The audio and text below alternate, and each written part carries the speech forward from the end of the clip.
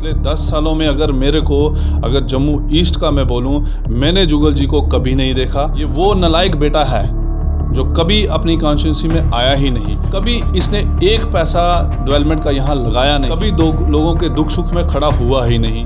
ये वो नुमाइंदे हैं जो जनता में कभी आए ही नहीं। चौधरी लाल सिंह जी एक शेर हैं और शेर शेर रहता है। हमारा शेर घर वापस आ गया। शेर के आने से शेर की जो दहाड़ है, जनता जनार्दन फैसला करे और फिर देखिए कि जनता की आवाज़ पार्लियामेंट में कैसे गूंजती है, क्योंकि वो शेर है। जो उनके ओपोनेंट हैं तो वो गीदड़ हैं, जो पार्लियामेंट में जम्मू की आवाज़ पार्लियामेंट में नहीं रख पाए। ऐसे अनपढ़ और बेकार आदमी को अगर हम पार्लियामेंट में भेजेंगे, इनसे कोई उम्मीद नहीं रखते और जम्मू की जनता भी इन पे कोई उम्मीद नहीं रखना चाहती। अपने बलबूते पे ये चुनाव लड़ के देखें, इनको एक वोट नहीं पड़ेगा। 18वीं लोकसभा चुनाव का आगाज़ हो चुका है। 19 अप्रैल 2024 से लेकर 1 जून 2024 तक 7 चरणों में लोकसभा के चुनाव होंगे। आज हमारे साथ मौजूद हैं कांग्रेस पार्टी से वरिष्ठ नेता राम मगोत्रा जी। 18वीं लोकसभा चुनाव का आगाज़ हो चुका है। कांग्रेस ने अपना घोषणा पत्र जारी कर दिया है। घोषणा पत्र को नाम दिया गया न्याय पत्र। भाजपा ने अपना घोषणा पत्र जारी कर दिया है। उन्होंने अपने घोषणा पत्र को नाम दिया संकल्प पत्र। भाजपा कहती है अब की बार 400 पार, मोदी की गारंटी। कांग्रेस कह रही है 1 वोट 5 गारंटी। जनता किस गारंटी पर विश्वास करे? आपको क्या लगता है इस बार जनता किसके हाथ सौंपेगी भारत की कमान? देखिए, ये तो आपने सत्य ही कहा। जनता किसको अपना राइट देती है, ये तो जनता जनार्दन है। कांग्रेस ने जो अपने घोषणा पत्र में जो वादे किए हैं, वो कांग्रेस के वादे नहीं हैं। वो आम जनता से जुड़े हुए जो उनके दर्द है इस समय जो मौजूदा गवर्नमेंट के साथ, उनको मद्देनज़र रखते हुए लोगों की बात को अपनी गारंटी पत्र में लाया है। और ये जो वादे हैं, ये हमारे ऑनरेबल जो प्रेसिडेंट है खड़गे साहब, उन्होंने और हमारे राहुल गांधी जी ने जो लोगों के प्रति जो अपना प्यार और जो जैसे वो कहते हैं हमें मिलजुल के रहना है, ये वो गारंटी है कि हमारी अगर सरकार आएगी तो हम ये घोषणा जो है पहली कैबिनेट में है उसे लागू करेंगे। कहा जाता है कि कांग्रेस हिंदुस्तान की सबसे पुरानी पार्टी है। एक समय था कि कांग्रेस मेजॉरिटी में थी, लेकिन मोदी के आने के बाद जो कांग्रेस सैकड़ों के हिसाब से सीटें जीती थी, पिछले चुनाव देख लीजिए या उससे पिछला चुनाव देख लीजिए, तो 2 अक्षर में रह गई है कांग्रेस। इस बार आपको क्या लगता है कि कांग्रेस जो अपना खोया हुआ अस्तित्व है पुनः स्थापित कर पाएगी? देखिए, परिवर्तन जो होता है ये सिद्धांत है भगवान का। ठीक है, कांग्रेस एक वक्त था जब हमारे स्वर्गीय इंदिरा गांधी जी थी, राजीव गांधी जी थे, बाद में नरसिम्हा राव जी आए, तो कांग्रेस का वहाँ पे सरकार भी थी दिल्ली में और पूरे भारत में जय जयकार भी थी। ठीक है, पर हमने अपनी गलतियों से सीखा है और हमें पूरा विश्वास है भारत की जनता पे, और ख़ास तौर पे जो हाई कमांड है हमारी खड़गे साहब, मैडम सोनिया गांधी, राहुल गांधी, प्रियंका गांधी और सब कांग्रेस परिवार इस समय एकजुट होके हम ये चाहते हैं कि जो जनता इस समय परेशान है उसकी आवाज़ बुलंद कर रहे हैं, चाहे उसके लिए कोई भी कुर्बानी देनी पड़े, क्योंकि कांग्रेस हमेशा कुर्बानी देती आई है और आगे भी कुर्बानी देगी और जनता के लिए हमेशा खड़ी रहेगी। राम जी, अगर हम जम्मू कश्मीर की 6 सीटों की बात करें तो उधमपुर सीट के ऊपर कल इलेक्शन होने वाले हैं। वो शख्स जिनका नाम लाल सिंह है, कांग्रेस में थे, किसी कारणवश उन्होंने कांग्रेस छोड़ दी, पुनः उन्होंने कांग्रेस ज्वाइन की और आते ही आपने उनकी गोद में लोकसभा की सीट थमा दी। क्या उधमपुर क्षेत्र में जो आपके पुराने कार्यकर्ता हैं उनमें से कोई ऐसा नहीं था जिसे आप उम्मीदवार बना सकते थे? देखिए, चौधरी लाल सिंह जी एक शेर हैं और शेर शेर रहता है। वो ठीक है, बीच में किसी कारणवश अगर कोई मनमुटाव आ गया हो तो वो किसी दूसरी पार्टी में चले गए हों, पर हम लोग कांग्रेस जो वर्कर है और कांग्रेस के जो हाई कमांड है, मैं उनका बहुत बहुत शुक्रिया अदा कि हमारा शेर घर वापस आ गया।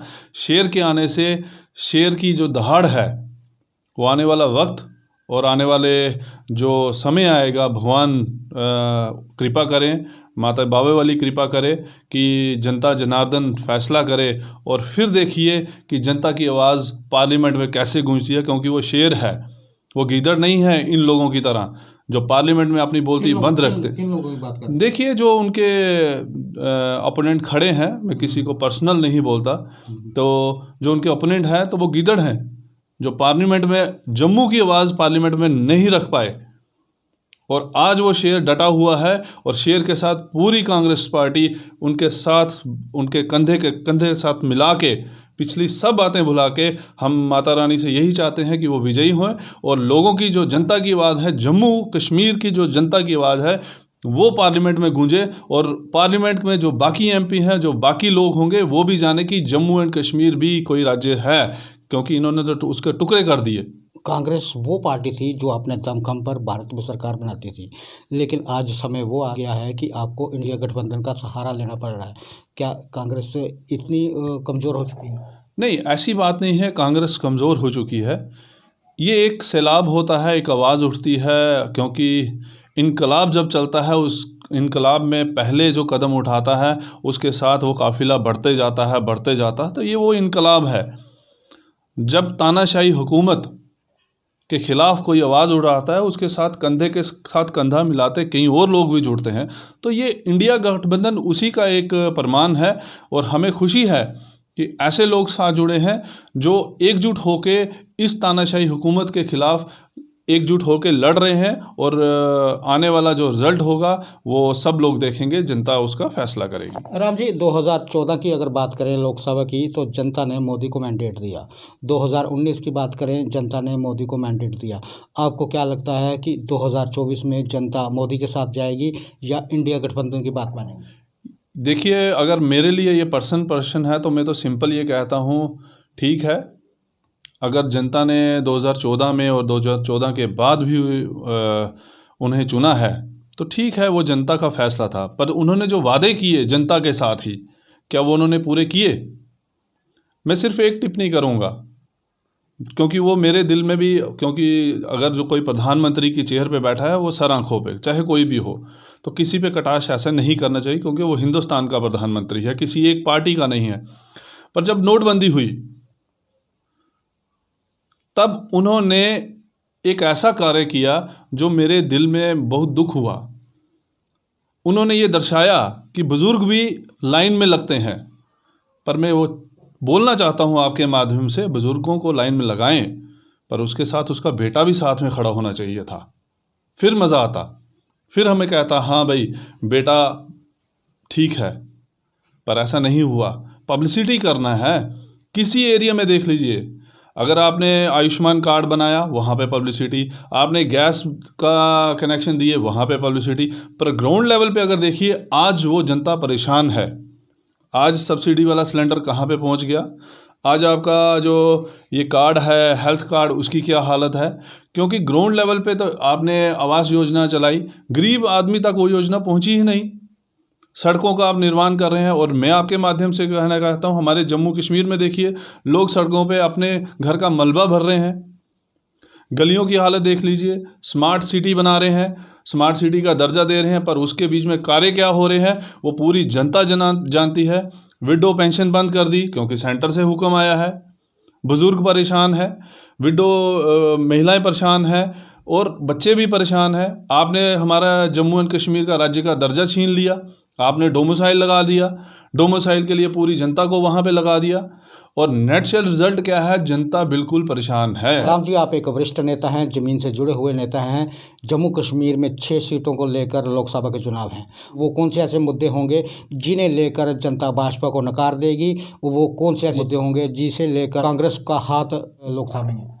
देखिए, ये आपने बहुत ही अच्छा प्रश्न मेरे से पूछा है कि ऐसे कौन से मुद्दे हैं।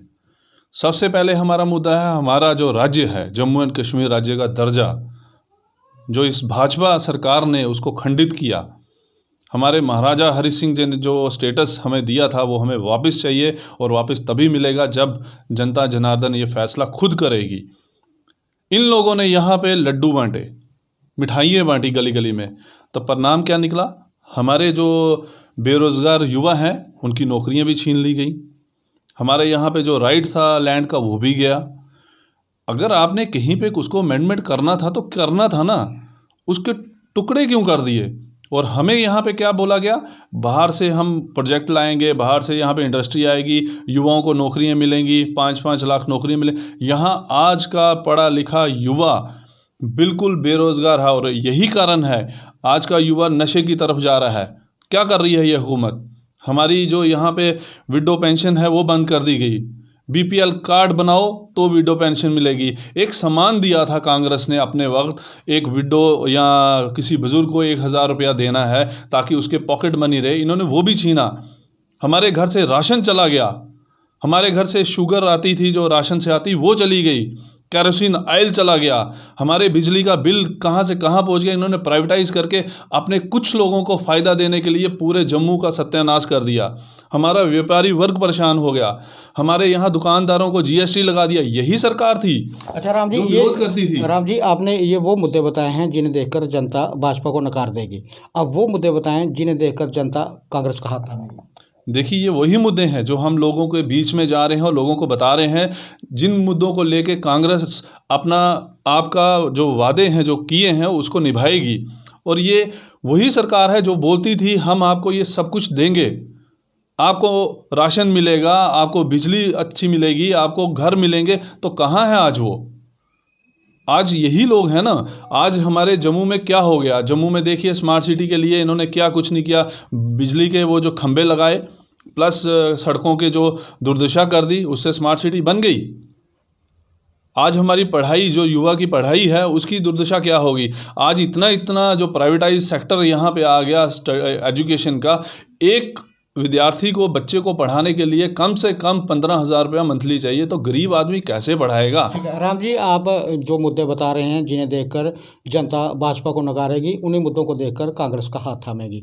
अब आखिर में हम आपसे यही पूछना चाहते हैं कि जम्मू कश्मीर की 6 सीटें कौन जीतेगा? ये इंडिया गठबंधन जीतेगा। और मुझे आपके साथ ये बोलते हुए बड़ा हर्ष होता है कि हमारे जम्मू, ख़ास तौर जम्मू जो है हमारा इलाका, तो वहाँ पे जो कठुआ सीट से चौधरी लाल सिंह जी बड़ी भारी मतों से जीतेंगे।